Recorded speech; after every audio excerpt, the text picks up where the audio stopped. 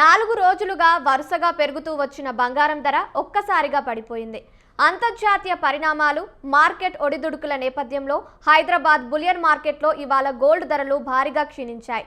తులం బంగారంపై 2000 రూపాయలకు పైగా తగ్గడంతో కొనుగోలుదారులకు పెద్ద ఊరట లభించింది. 24 క్యారెట్ల స్వచ్ఛమైన 10 గ్రాముల బంగారంపై 2240 రూపాయల మేర తగ్గి 1,60,090 వద్దకు చేరింది. అదేవిధంగా ఆభరణాల్లో వాడే 22 క్యారెట్ల 10 గ్రాముల బంగారం ధరపై 2050 తగ్గి ప్రస్తుతం మార్కెట్లో 1,46,750 వద్ద ట్రేడ్ అవుతుంది. బంగారంతో పాటు వెండి ధరలు కూడా భారీ స్థాయిలోనే ఉన్నాయి. ప్రస్తుతం మార్కెట్లో కిలో వెండి ధర 3,14,900 స్థిరంగా కొనసాగుతుంది.